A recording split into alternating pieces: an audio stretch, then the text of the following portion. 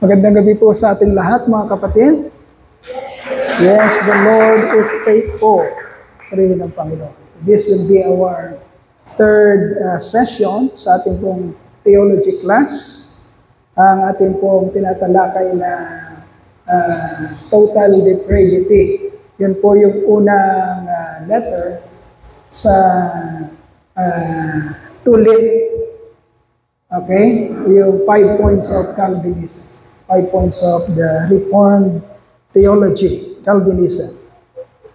So, natapos natin yung dalawang nauna na katotohanan para po i-establish natin yung total depravity. Okay, so bago natin idiretso ang ating pong pag-aaral, kailangan pong patuloy natin i-memorize yung ibig sabihin po ng tulip. So, lado na po ba natin? Letter T, total depravity. Letter U, unconditional election. Letter L, limited atonement. I, irresistible grace. And then P, ayan. Napaka-importante pong natin yan sa ulado, para po hindi tayo maliligaw sa ating pong teolohiya patungkol sa ating pananampalataya. So, hindi pa natin natatalakay yung nahuling apat, yung ULIP. Nasa letter T pa lang tayo, which is total depravity. Natapos na natin yung dalawang truth patungkol dito. Number 1 is the fall has resulted in spiritual death to all men. Ibig sabihin ng the fall, ito po yung pagbagsak sa kasalanan ni Adan at ni Eva. Yung unang istorya po ng creation. And then yung number 2 na natapos natin is fallen man is now blind and deaf to spiritual truth.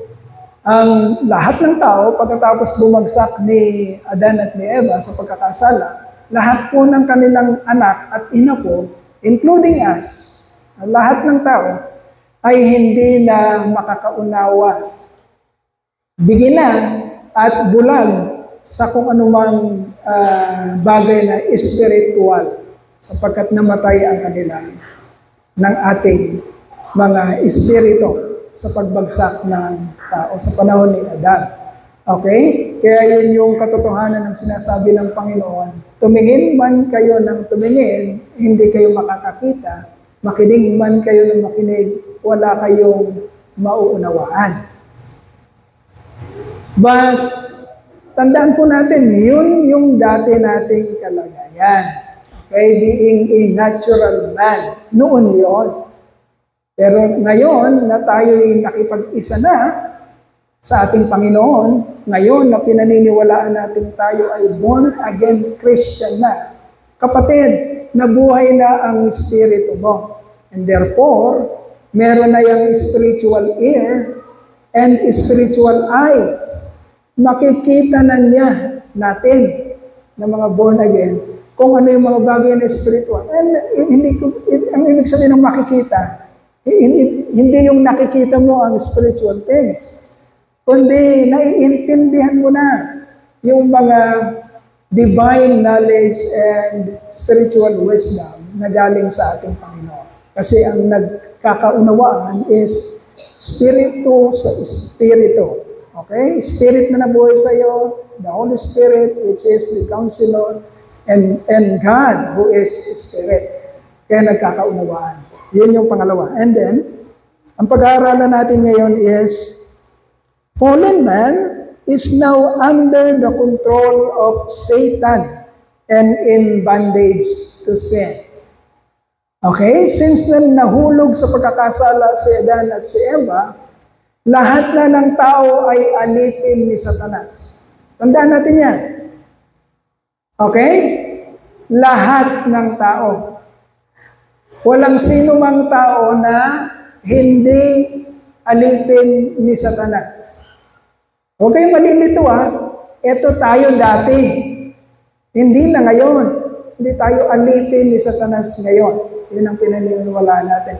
Pero dati, kung wala ka pa kay Kristo, Hindi ka pa naboborn again, nananatili kang natural man, therefore, under ka pa ng control ni Satanas. Under ka pa ng bondage ng pagkaalipin sa kasalanan. Okay? Kaya kung meron kayong mga kaklase, kaibigan, kasamaan sa trabaho, na wala pang pakikipagrelasyon sa Panginoong Kristo, kahit ganis nyo siya nakikita, ang bait nito, ang ano nito, ang ayos nito. Sino man siya, tatay mo, nanay mo, lola mo, pamangkin mo, kapatid mo, sino man siya, na hindi pa nakikipag-isa sa Panginoong Kristo, wala pang relationship sa Panginoong Kristo, hindi pa naboborn again, kapatid, kahit sino man siya, kahit mahal na mahal mo siya, kahit girlfriend mo siya, kahit boyfriend mo siya, kung wala ba siyang relasyon sa Panginoong Kristo, ang kalagayan niya, ang status niya is, he or she is under the control of Satan and in bondage to sin. Sino man siya. Siya man si Habemus Papa o Papa man siya sa Roma, kung talagang wala siyang personal na relationship sa Panginoon. He is under the dominion of Satan. Okay? Napapatunayan natin yan nung nabuhay ang Panginoong Kristo. Dito sa lupa, ang mga kausap niya ay mga relihiyosong tao. The high priest, the Sadducees, the Pharisees, the teachers of the law, the scribes. Pero ang tawag niya sa kanilang mga ulokong. Okay? Nababasa niyo ba yun? Hindi niya kausap dito mga kriminal. Hindi mga mamamatay tao, hindi mga rapists ang kausap ng Panginoon. Nung sinabi niya, you scribes, Pharisees, Sadducees, teachers of the law, you are son of Satan. Okay? Brood of vipers. Makikita niyo yan sa Gospel, Matthew, Mark, Luke, and John. Yung unang 4 books of the Bible. Okay? So, sa Panginoong Kristo, sa mata ng langit, sino ka man? Si Pastor Doy ka man na nagsasalita dito. Kung nakikita ng langit na wala ka pang relasyon sa Panginoon, yun pa rin ang kategorya mo, Pastor Doy. You are still under the control of Satan and you are still in bondage to sin. Kung yun ang nakikita ng langit sa iyo. Sino ka man? Okay? Ngayon, ang tanong, bakit, Pastor, ba't kailangan natin bang pag-aralan? What is important? Why it is important? To understand the truth about total depravity. Bakit? Sa tingin nyo, napaka-importanting maintindihan natin yung katotohanan patungkol sa total depravity. Number 1, importante siya para malaman mo kung saan ka nang gagalingan. Kung saan ka nang galing. Okay? Kailangan maintindihan, mga kapatid, kung saan ka nang galing. Nanggaling ka sa ganitong kalagayan.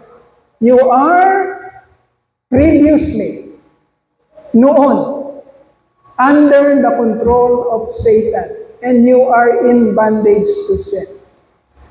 Okay? Yun ang unang importanteng bagay na maintindihan natin, bakit kailangan natin pag-aralan ang total depravity. Para maintindihan mo, saan ka ba galing?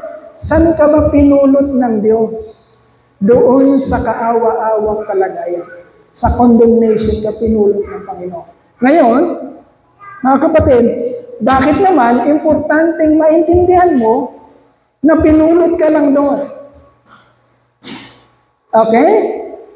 Bakit kailangan maintindihan mo na nandun ka sa ganung kaawa-awang kalagayan? Bakit kailangan maunawaan natin na galing tayo doon? To have a true humbleness and humility with God.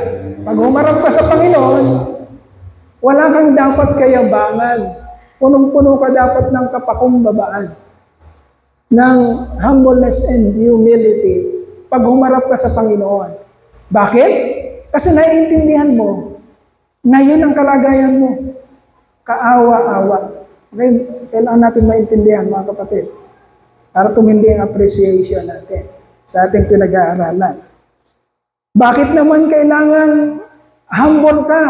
Kailangan naiintindihan mo yung ganung kalagayan mo. For you to be sincerely thankful, grateful to God for His grace and mercy.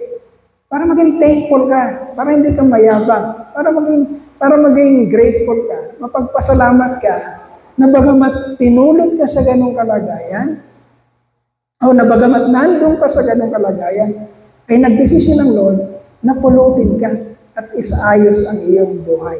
You are totally depraved. Yun ang importansya. Ngayon, isa-isayin natin yung mga verses na nagpapatunay na tayo nga dati ay nandun sa ganong kalagayan. Okay? Verse number 1. Supporting verse number 1. John chapter 8, verses 42 to 44. Wala yung 42. Verses 42 to 44. Hindi ko ba naisip? Verses 42 to 44. Sayang kasi. May kukonekta? Hindi? Okay, sige. Dito na lang, babasahin ko na lang. Kasi ang naisulat lang pala is yung verse 44. Okay, ito yung unang verse sa Bible na nagpapatunay na dati, mga kapatid, ay nandun tayo sa ganong kalagayan. We are totally depraved.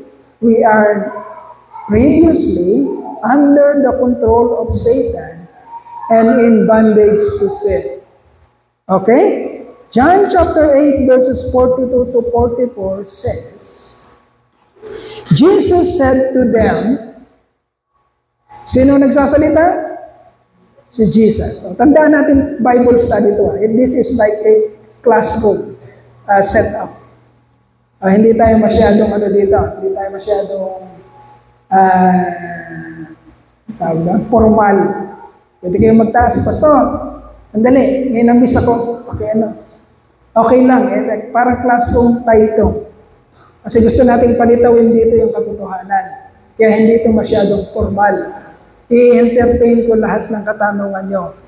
Titingnan natin kung naka-ready yung answer sa akin, praise God. Kung hindi, tatalakayin natin sa mga susunod. Okay, John chapter 8 verses 42 to 44 said, Jesus said to them, if God were your Father, you would love me. For I came from God, and now I'm here. I have not come on my own, but He sent me.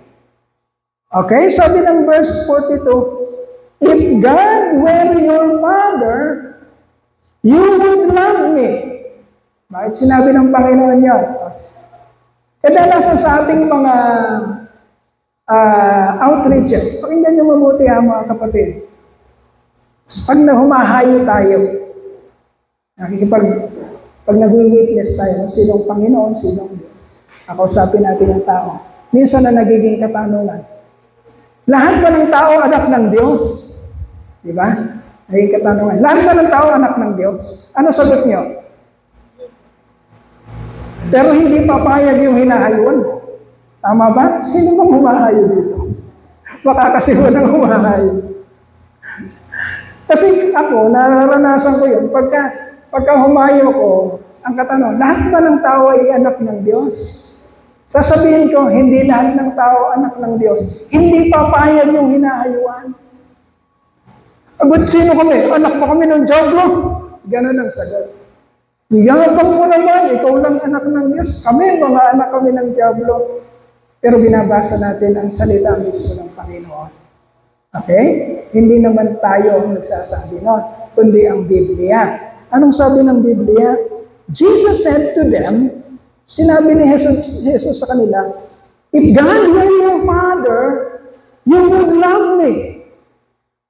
ang Diyos, ang iyong Ama, mamahalin niyo ako.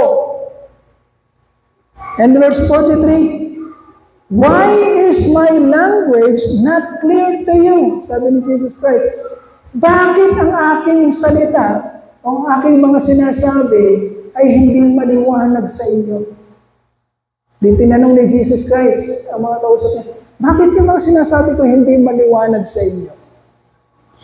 Because you are unable to hear what I say. Ano ba?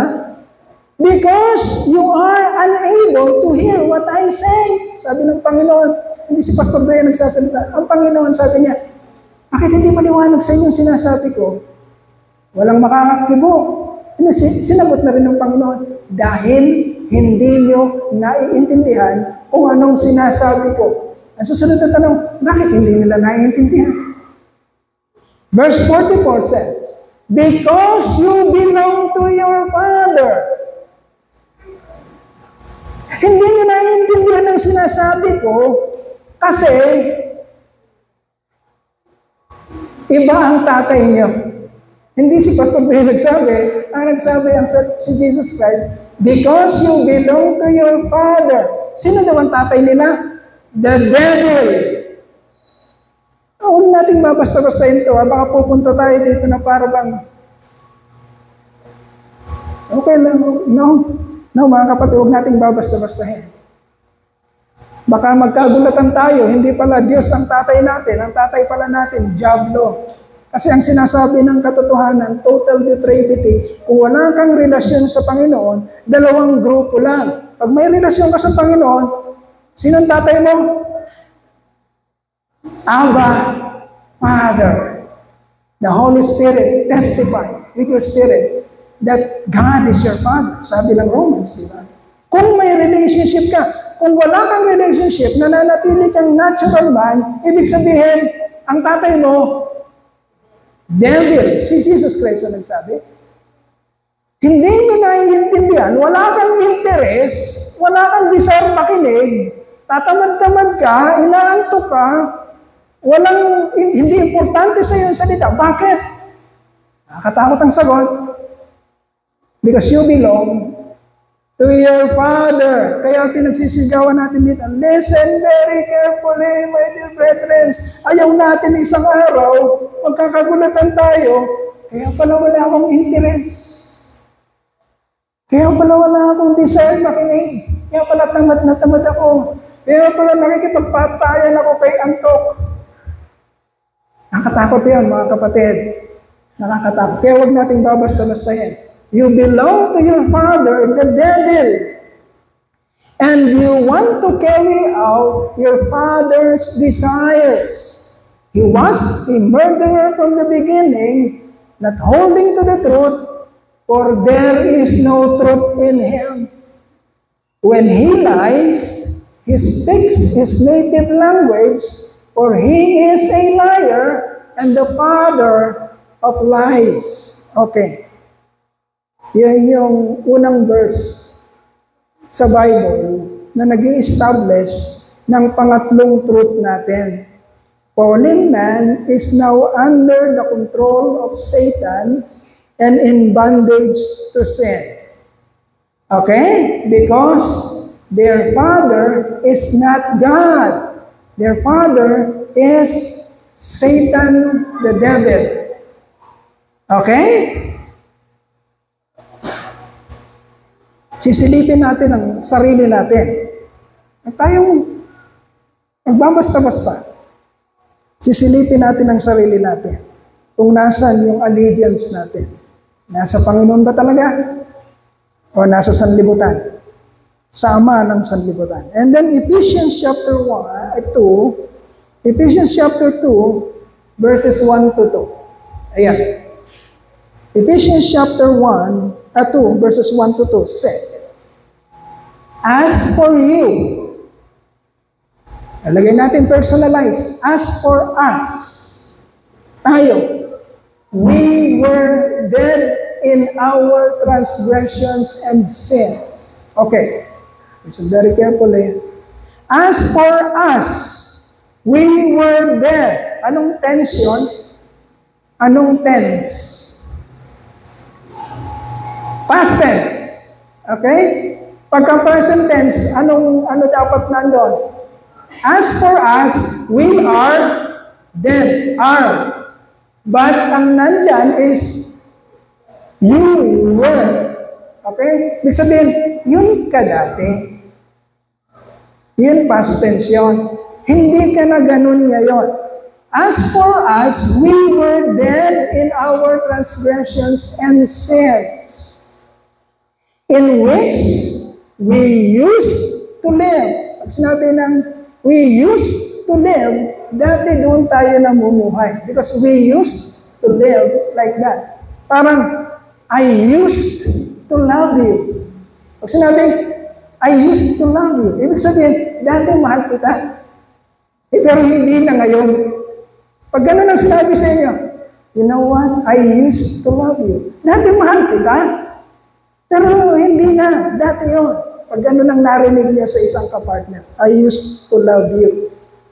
We used to live when you follow the ways of this world and of the ruler of the kingdom of the air, the Spirit who is now at work in those who are disobedient. Yan yung sinasabi natin kanina. Mapatatay mo siya, mapananay mo siya, mapalolo mo siya o lola mo siya, kaibigan mo siya, kaklase, kasamahan sa trabaho, sino man siya, boyfriend man siya o girlfriend mo man siya, kung wala siyang relationship sa Panginoon, kapatid, isa lang ang kategorya niya. Ano siya? He is under the control of Satan. So do not let yourself, mga kapatid, maging matalino kayo. Ikaw ay Christian. Yun ang pinapaniwalaan mo. Yun ang faith mo, pananampalataya mo. Christian ka. And therefore, hindi ka natural man, spiritual man ka. Dahil spiritual man ka, kaya mong makipag-ugnayan sa Diyos. At hindi niya ipagkakait sa iyo ang wisdom, o ang Tagalog ng wisdom ay karunungan. Yun ang kategorya mo. Because you are a spiritual man. Meron kang dunong. Huwag kang papayag. Na kahit na yung kaklase mo, sabihin ba natin, ikaw average ka lang. Average sa academics. Matalino ka rin, pero hindi ka kasing talino ni kaklase. Si kaklase mo, matalino, husay sa math, husay sa English, husay sa science. Napakatalino. Academically, matalino siya saan? Sa mga bagay sa sanlibutan ito. Tandaan mo yan. Tandaan mo, hindi siya matalino sa lahat. Ang kanyang katalinuhan ay nasan lang? Sa mga bagay, sa sanlibutan ito. Nandun lang yung dunong niya. Ngayon, isang araw, winasak na ng Lord ang sanlibutan ito. Lahat ng pinagmamalaki ng matatalino na naitindig nila, gano'n man kaganda, skyscraper, spaceship, anumang discoveries, at anumang inbensyon na nasa mundong ito, isang araw, dinalungkon ng Diyos, winasak niya. Eh, nandun yung talino niya. Ang tanong, may kabuluhan pa ba ang talino niya? May kabuluhan pa ba? Kasi ang talino niya nakabatay lang sa mundong ito. Kapatid, ikaw, average ka lang. O, marunong ka rin. Talino ka rin. Average ka lang. Pero meron kang isang bagay na out of this world. Okay? Out of this world. Hindi lang sa sanlibutan ito. Meron kang isang bagay, karunungan, na tumatagos hanggang buhay na walang hanggan. Tandaan mo yan. Kung ikaw papayag na ikaw ay spiritual man, ay mai-influensyahan ka ng natural man, gaano man siya katalino. Ibig sabihin, bigla kang inaya, Kahirap ng araw natin. Nakakapagod, no? Sarap kayang. Tara. Ano tayo? Relax. Punta tayo sa ano ba mga tawag kayo? Punta tayo sa mga, maganda rin tawag kayo sa cabaret. Anong tawag sa cabaret niya? Bar. Punta tayo sa bar. Ang hirap ng araw natin. Relax tayo. Ano ba naman kung mag-2 bottles tayo? Relax lang. Unwind. Para lang makahulagpos tayo sa kahirapan ng isip. Ikaw na spiritual man, pumayag na doon sa porque matalino siya kaysa sa iyo. Naisip mo, mahirapan tayo, no? Sige na nga.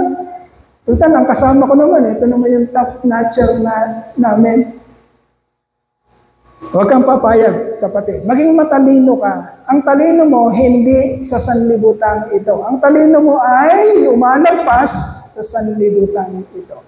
Ang pinaghahandaan mo, kapatid, ay hindi ang sanlibutan ito na mapaparam at mawawasak isang araw. Ang pinaghahandaan mo ay yung buhay na unang hanggan na hindi kailanman nasisira. Okay? Maging matalino ka. So kahit sino ka lang siya. Sabi ko nga, kahit na bait ka pa sa kanya, kung wala siyang relationship sa Panginoon, Jesucristo, hindi niya kilala si Jesus Christ. Kapatid, he or she is still under the dominion of Satan, the devil. Okay? Tandaan mo yan. Kaya huwag kang biglang, pastor, sabi ng klase, matalino yun. Mali yung pinagsasabi mo, pastor, ganito man yan, ganyan. Si pastor pang naging naging mali ang kinampihan mo pa ay yung mga tao, akala mo ay matalino, samantalang ang kanilang katalinuhan ay para lang sa sanlibutan ito. Okay? Kaya yun ang admonition sa atin. Do not take counsel with the devil or the natural man or the unbelievers. Huwag kang hihingi ng payo sa mga unbelievers. Hihingi ka ng payo sa mga spiritual man. Okay? So yun. The Spirit who is now at work in those who are disobedient. Sa kategorya ng langit, ang nakikita niya sa lahat ng tao na walang relationship kay Jesus Christ, disobedient. Okay? Maging matalino mga kapatid. And then, 2 Timothy chapter 2, verses 25 to 26. 2 Timothy chapter 2, verses 25 to 26. Ang sabi diyan, okay ba ito? Okay, ito lang basahin natin. Opponents must be, ba't ganon dyan? Those who oppose him, he must gently instruct.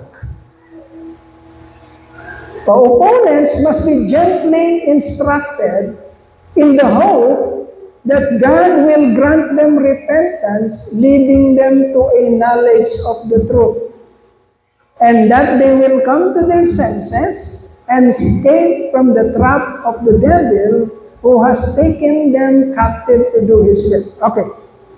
Okay.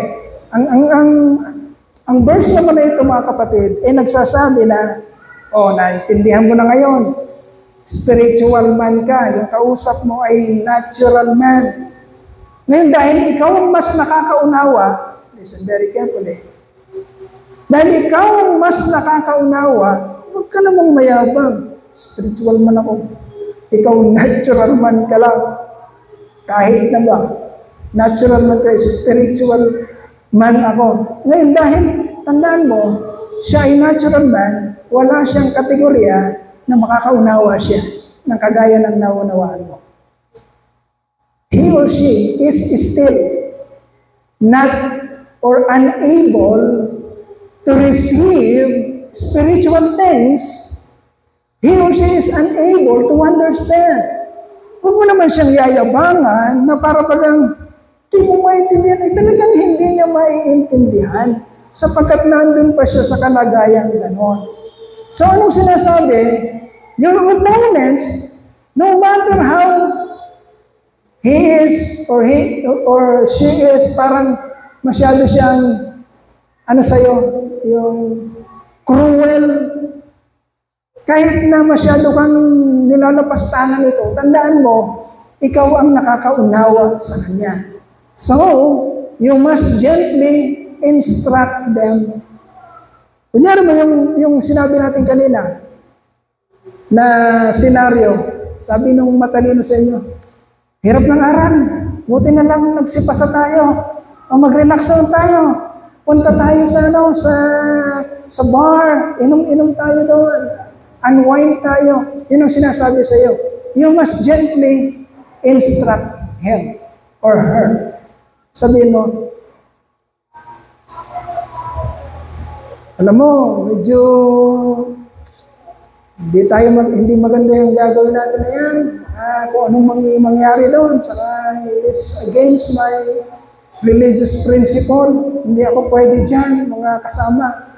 Hindi ko kayo sinasabing magpunta kayo doon, pero gusto kong sabihin sa inyo na mas magandang ka na lang, sa bahay ka na lang, doon ka mag-unwind. Huwag ka nang pumunta sa bar, sa cabaret. Baka pagpunta nyo doon, magkaroon pa ng away, magkaroon ng barilan, patayan, mapaano kayo doon? Ano pang mangyari? Gently instruct them. Huwag yung mayabang ka na, magsipunta kayo. Wala kayong mga alam eh. Ako lang ang may alam.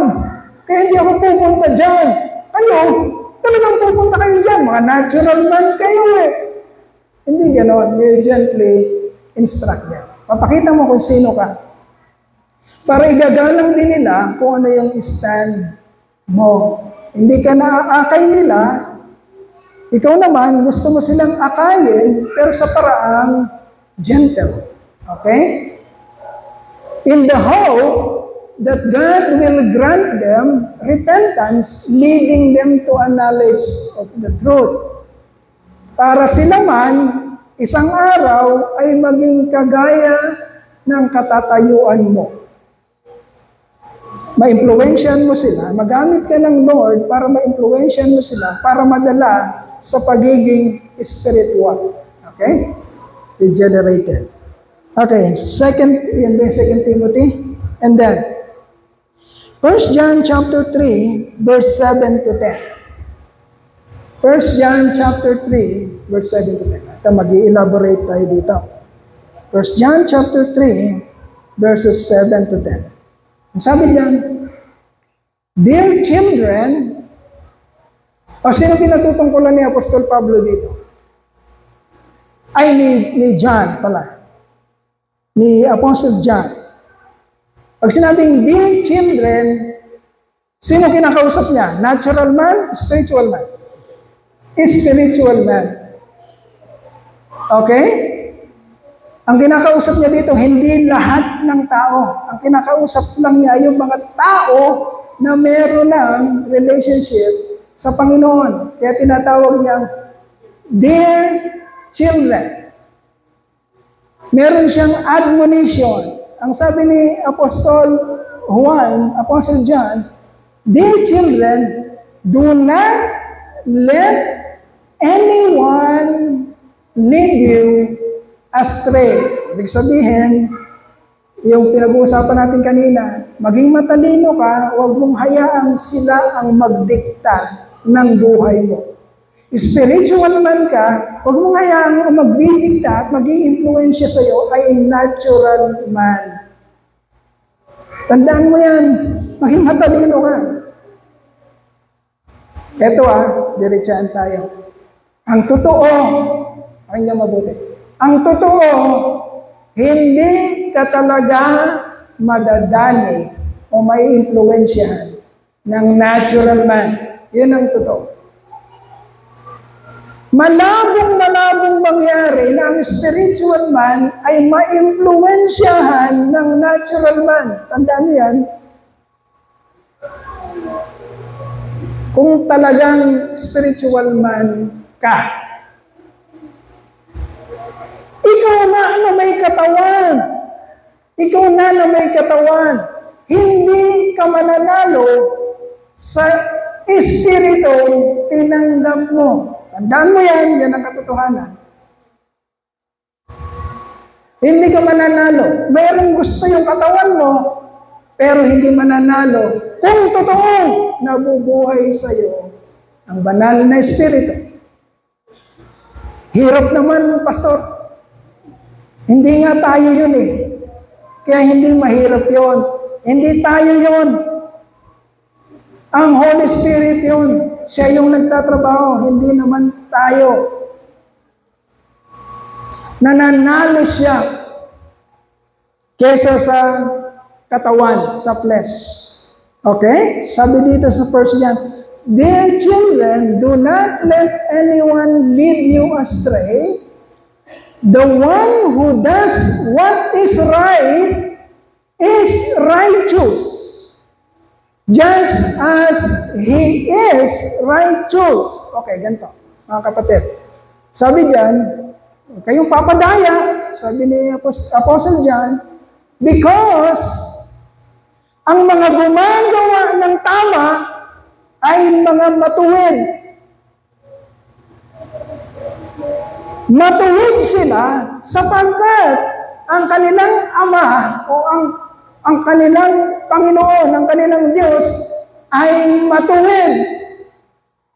The one who does what is right is righteous, just as He is righteous. Yun ang sinasabi ko kanina, kapag nasa iyo ang righteous na yon, ang Holy Spirit, kapatid, gagawa talaga ng matuwid to, itong katawan na to.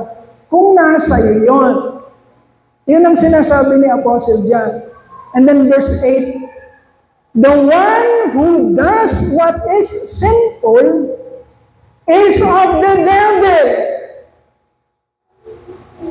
Hindi Islam ang mga pagsasalita dito. Diretsahan to. Minsan ganun eh. Minsan pinapaikot-ikot natin yung Bible kasi gusto nating umangkop yung Bible sa kung ano lang yung takbo ng isip natin. Kaya papaikot-ikutin natin yung Bible. Hindi ganyan yan, hindi ganyan yan. Pero ang totoo, diretsahan ng Bible. Sinasabi niya ng diretso, hindi niya tinatago ang katotohanan. The one who does what is sinful is of the devil. Ang mga taong gumagawa ng kasalanan, dire-diretso, parang walang, hindi nang pipigilan. Kanino daw sila? Kanino daw?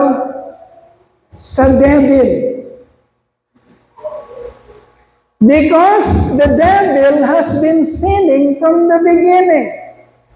The reason the Son of God appeared, listen very carefully with this truth, ang dahilan kaya naman bumaba ang anak ng Diyos at nagpakita sa atin, the reason, may dahilan, ano daw ang dahilan? Was to destroy the devil's work. Okay? To destroy the devil's work. May purpose. Bakit bumaba si Jesus Christ? Nagmisyon at nagpakita sa atin. May purpose siya. Ano daw ang purpose na yun? To destroy the devil's work. Listen very carefully. Anong work ng devil?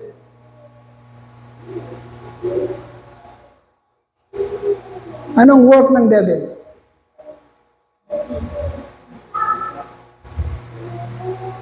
Gawin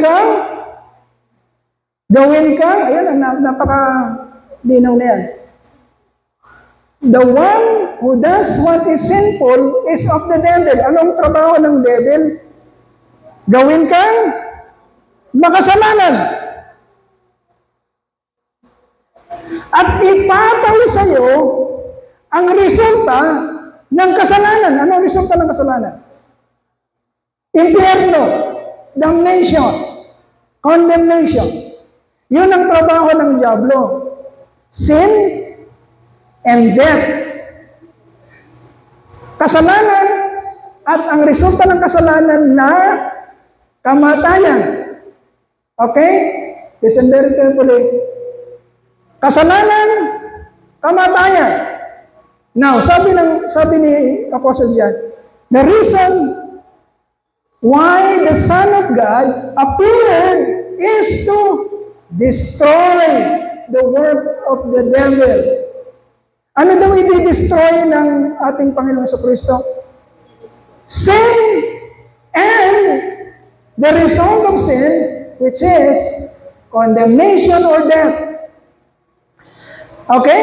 Now, listen very carefully. Kung nasa iyo na ang Son of Man, kung nasa iyo ang grasya ng Diyos, nangyari na sa iyo yung reason bakit siya nasa iyo. Ano yung reason bakit siya nasa iyo? Para tapusin ang umaalipin sa iyo na kasalanan at kamatayan. Sana nadadali natin, mga kapatid. Yun ang reason bakit nasa iyo si Jesus Christ. Bakit tinanggap mo siya. Wala nang dominion sa iyo. You are not in bondage. Hindi ka na alipin ng kasalanan. And therefore, hindi ka na mapapahamak. Nagkakaintindihan, mga kapatid? Yun ang work ng devil. Gawin kang makasalanan, and therefore, mapunta ka sa impyerno. Ngayon, dumating ang Panginoon sa Kristo, ang gagawin niya, to destroy that work. Ano yung work na yun? Sin and death. Kaya pag nasa iyo ng Panginoon sa Kristo, winakasan na niya ang trabaho ng kaaway sa iyo, which is sin and death. Kaya sasabog ang praises. Papuri mo. Kasi naintindihan mo na ngayon. Ano sabi sa Romans? There is therefore now no condemnation for those who are in Christ Jesus. Kung na kay Kristo ka na, kapatid, tinapos na ng Panginoon. It is finished. Tinapos na niya ang gawa ng kaaway sa buhay mo. You are not a sinner anymore. You are righteous in the sight of God. And you will not be condemned anymore.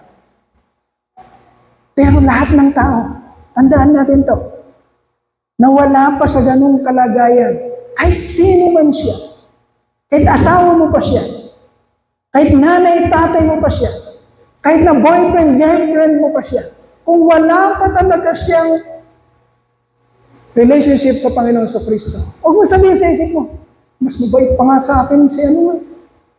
Ako Christian, pero nakikita ko siya, mas mabait pa nga siya sa akin eh. Huwag kang pumunta doon sa ganong kaisipan. Huwag kang pupunta doon. Dahil sabi sa Isaiah, anumang mabuting gawa ng isang natural man ay isang maruming basahan lamang sa... Nakasulat ba yun? Nakasulat yan. Isang work lang ang tinanggap ng langit para sa kaligtasan natin. Kaninong work yun? Kay Jesus Christ. The finished work of Christ. Yun lang ang tinignan ng langit para sa ating kaligtasan. Kaya huwag natin kukwentahin yung mga pinagagawa natin. Huwag natin sabihin, si tatay kong bumabait yan, walang kibo yan, hindi nga yan ako pinapagalitan eh, bait nga yan eh. Oo, kaya lumaki kang loko eh. Dahil hindi ka sinasawata ng tatay mo. Pero ang tingin mo sa tatay mo, bait yan, walang kibo. Umiinom na nga kami ng mga klase ko, wala pang kibo si tatay. Yun bang nakasulat sa Biblia na dapat? Hindi pabaitan to. Patuwiran. At ang katuwiran na yon, nag-iisa lang. Yung katuwiran, ibinigay ng Panginoong Jesucristo. Okay? Natandaan natin, huwag tayong madadaya ng mga kaisipan natin na hindi naman pinatututuhanan ng banal na Espiritu. Huwag natin isipin, ay, yung anak ko mabait yun, sa langit yun. Yung nanay ko mabait, sa langit yun. Kakainin na nga lang ni nanay. Binigay pa sa kapitbahay. Papuntang langit yun. Wala nakasulat na ganun sa Biblia. Okay? Hindi ganun ang patakaran ng langit. Ang patakaran ng langit, isang sakripisyo lamang para sa ating mga kasalanan. Kaninong sakripisyo? Kay Jesus Christ lang. Sapagkat lahat ng tao, sinasabi ng Biblia, ay makasalanan at walang sino mang nakaabot sa panuntunan ng langit. Wala. Kahit sino sa atin, walang nakaabot. So ano man ang iyahain natin, dahil naman sa tingin natin ay mabuti yun, iniyahain natin, O Lord, ang sasabihin ng langit, maraming basahan yan. Ang tatanggapin ko ay yung iyahain ng anak ko. Sapagkat siya ay walang bahid ng kasalanan. Ikaw, makasalanan ka. You are in bondage to sin. At ang tatay mo ay ang diablo. Kung wala ka pang relationship sa Panginoon sa Diyos. Sana nagiging maliwanag sa ating mga kapatid. And then, 9, no one who is born of God will continue to sin. At pinag-uusapan natin palagi mga kapatid, kapag regenerated ka, kapag nasa iyo ang banal na Espiritu, kapag pinanganak kang muli sa Espiritu, ang sinasabi ng katotohanan, kung pinanganak ka na sa Espiritu, you will not continue to sin. Because God's seed remains in you. Yan ang lagi natin sinasabi. Gusto ni naman, gusto ng flesh na magkasala, but because nandun yung indwelling Holy Spirit.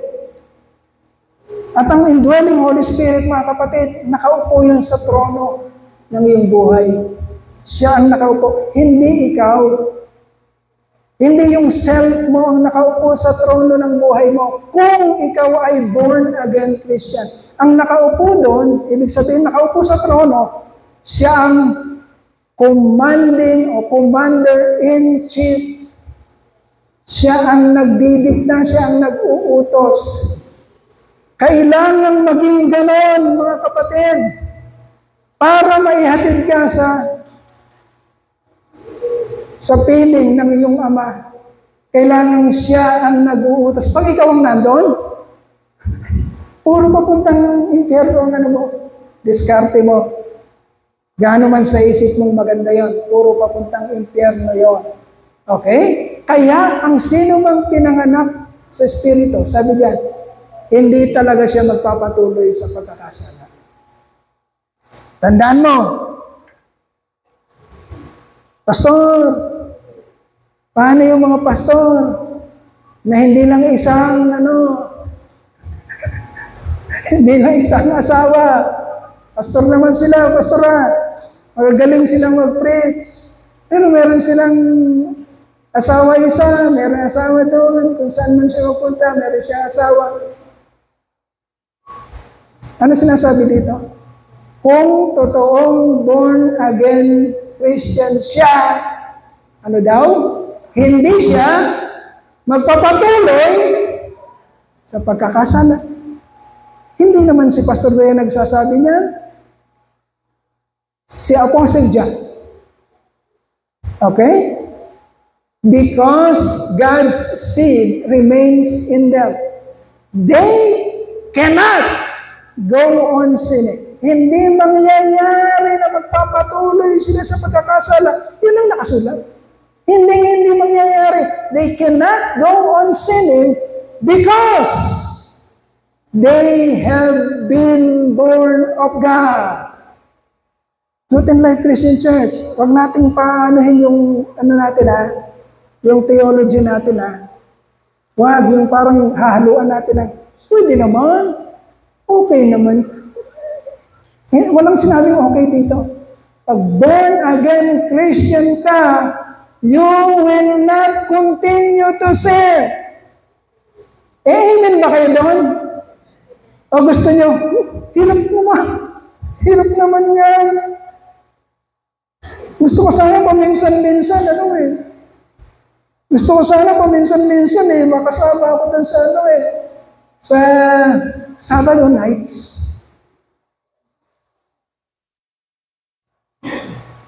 Hindi. Kaya laging sinasabi, young people, mamimili ka lang. Saan mo gusto? Sikat ka sa langit o sikat ka sa sanlibutan? Isa lang ang pipiliin mo. Kung gusto mo sa langit ka lang. Hindi pwedeng sikat ka sa langit. Gusto mo, sikat ka rin sa sanlibutan. Gusto mo, kabilang ka rin sa kanila. Anong gagawin natin? Akrakan tayo. Gantong gawin natin. Ganyan gawin natin. No. Hindi ka katulad nila. Amen ba yung people? Hindi ka katulad nila. Spiritual man ka. Huwag kang papayag na may influensya ka. No. Hindi ganyan ang tinuturo sa Truth and Life Christian Church. Gusto mong makasama ka sa paglipad, sa rapture, kapatid, the rapture is the light of the faithful. Okay?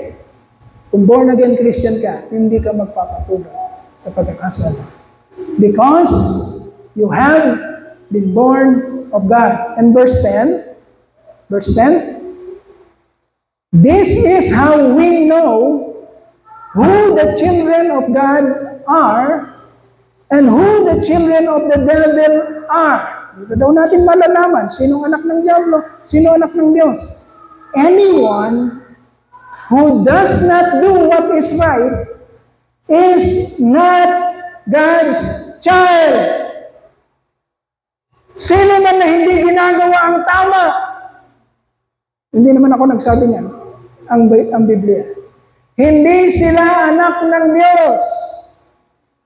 Nor anyone who does not love their brothers and sisters. Okay? Sino man ang hindi gumagawa ng tama ay hindi anak ng Diyos. Kagaya ng lagi natin pinapamanhig. Truth and Life Christian Church, listen very carefully. Young people, gawin natin ang tama. Pastor, masarap, pastor Sarap pastor.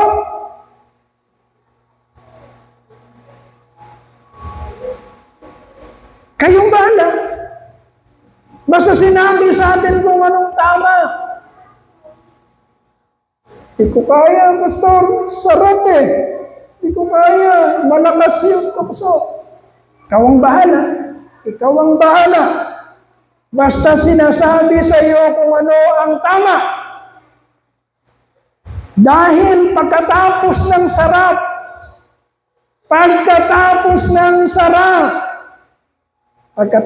kasalanan, katakot-takot na consequence ang susunod. Okay? Takutan ba ito, pastor? Hindi. Pagmamahal ito ng Lord sa atin.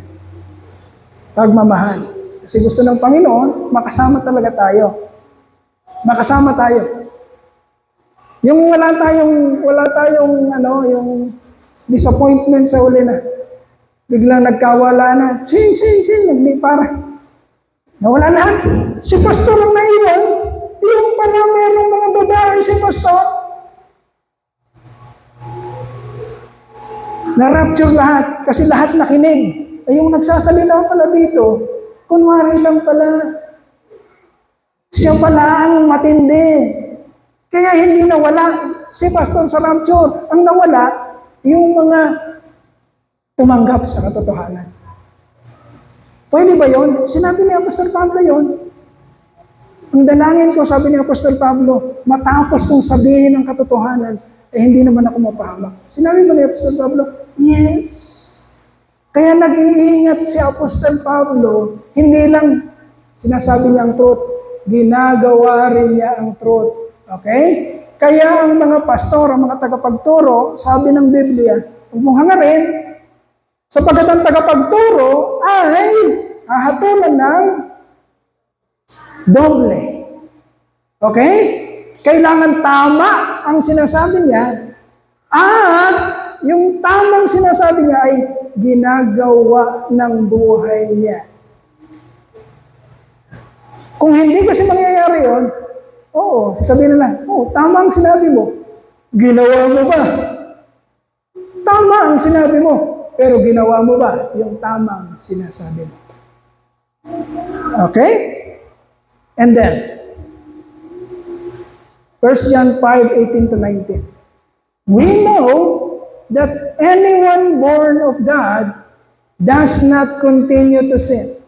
Sino mang pinanganak na muli, hindi siya nagpapatuloy sa kasalanan. The one who was born of God keeps them safe. Ang ating Diyos, ito yung truth. Pakinggan mabuti.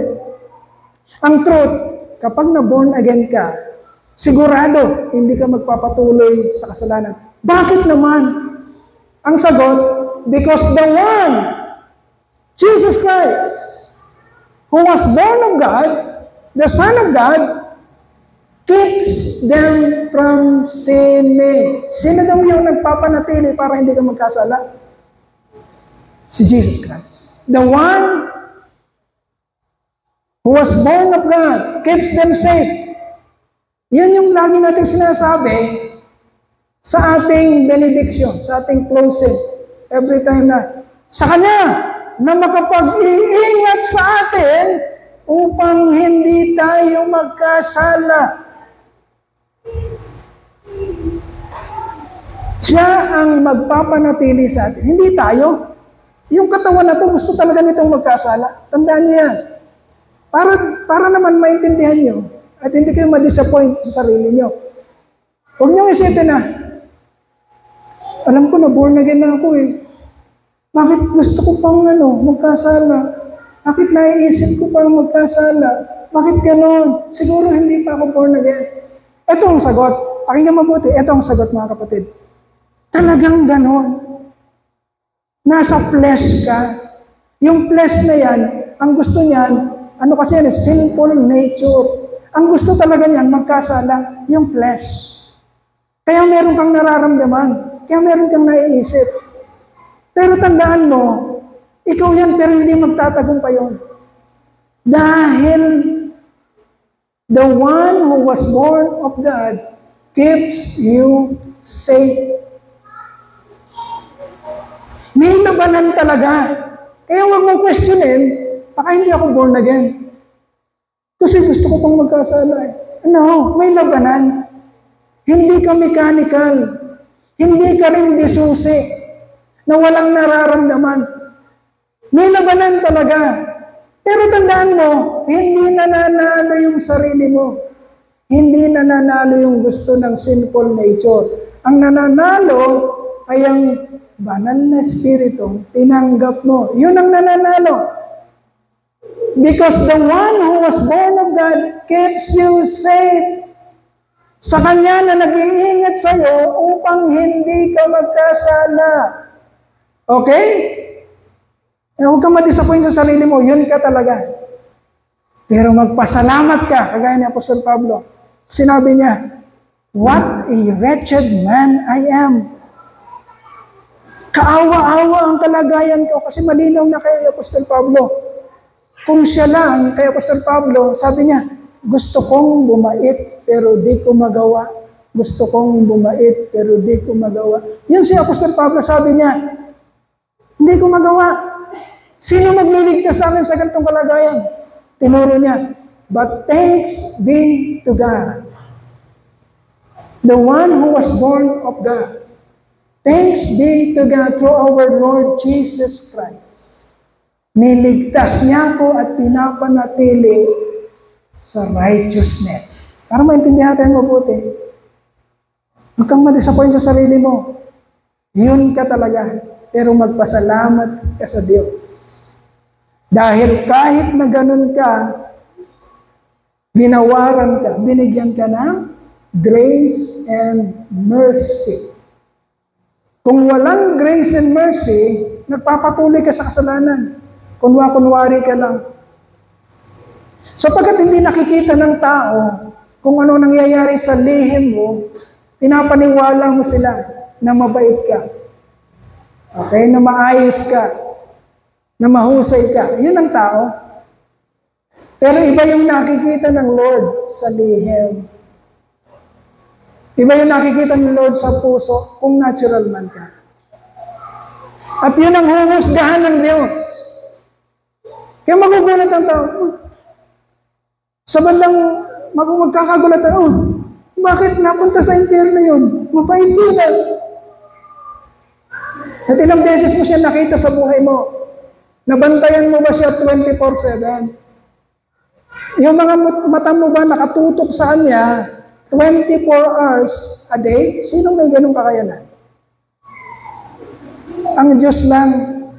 Kaya ang mahusay, ang just o makatarungang humatol ay ang Diyos lang. Kasi nakikita kanya 24/7. Kita kanya. Tayo, huwag kang humatol. Hindi mo naman siya nakikita. Nakarinig ka lang ng konti. Ganun pala siya. Naintindihan mo ba talaga kung sino siya? Huwag kang humatol. Hindi mo alam. Hindi mo siya nakita 24/7 sa buong buhay niya. Hayaan mo ng Diyos ang humatol sa kanya. Okay, lastly.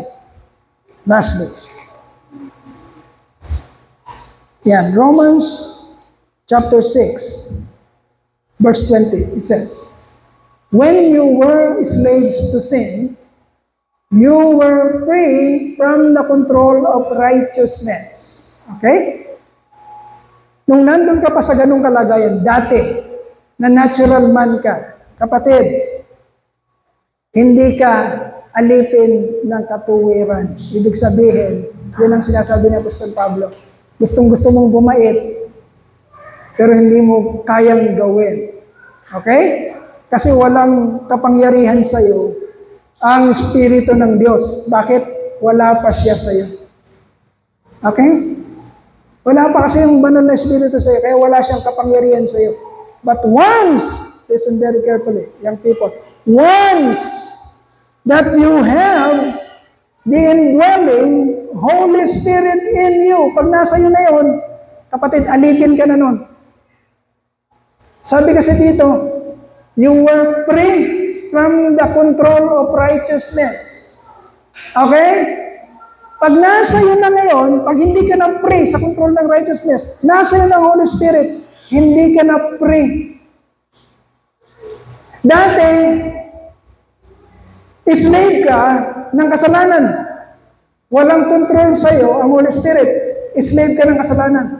Hindi ka free sa kasalanan. Slave ka. Pero once na nasa iyo ng Holy Spirit, kapatid, hindi ka na slave ng sin. Sino na ang umaalipin sa iyo ngayon? Righteousness. The Holy Spirit. Siya na ang naghahari sa iyo. Which is a very good thing. Huwag mo isipin, pinalaya nga ako sa kasalanan. Alipin din naman pala ako ng banal na Espiritu. Kapatid, yun ang pinakamainam na mangyayari sa iyo pag naalipin ka ng banal na Espiritu. Bakit? Kasi dadalhin ka niya sa kaluwalhatian. Pag alipin ka ng kasalanan, dadalhin ka niya sa kapahamakan. Ngunit kung alipin ka ng katuwiran o ng banal na Espiritu, dadalhin ka niya sa kaluwalhatian. So, in conclusion sa inaral natin ito, kapatid, kung natural man ka pa, makikita mo sa sarili mo, nagpapatuloy ka sa kasalanan. Hindi ka naaantig. Tinatago mo yung mga kasalanan na yun. At nagpe-pretend ka sa madlang people, mahusay ka. Yun ka kung ikaw ay natural man. Kung ikaw ay spiritual man na, nasa inang banal na Espiritu, kapatid, lagi kang lumalapit sa ilaw. Lagi mong chinecheck ang sarili mo. At lagi mo rin pinapakita ang sarili mo sa katuwiran.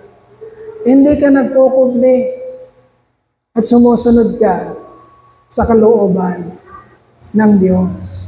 Okay? Truth number 3 na pinag-aralan natin ngayon sa total depravity. Fallen man is under the control of Satan and in bondage to sin. Kapag ikaw ay wala pang relationship sa Panginoon, yun ang kategorya mo. Sino ka man, papa ka man sa Roma, pastor ka man sa Truth and Life Christian Church, sino ka man, kung talagang wala ka pang relationship sa Panginoon, you are still under the control of Satan and you are still in bondage to sin. Okay? So, hanggang lang muna tayo. Pag-aaralan natin susunod sa susunod nating theology class. Okay, questions? Meron po bang may question? Wala? So, kukunin ko yung ating pong mga prayer request. Pero bago ko po basahin yan, wala na pong prayer request.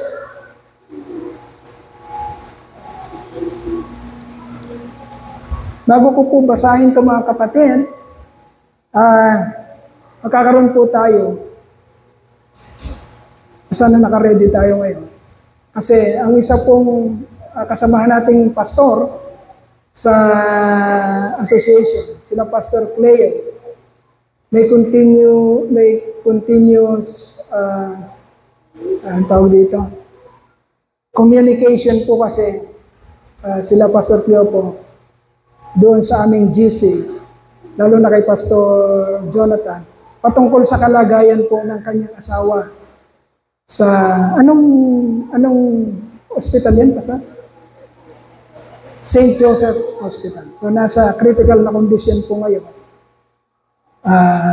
Si Ate Merly na asawa ni Pastor Cleo. Okay? At sila po ay nasa kalagayang napakatindi ng pangangailangan araw-araw na pinansyal.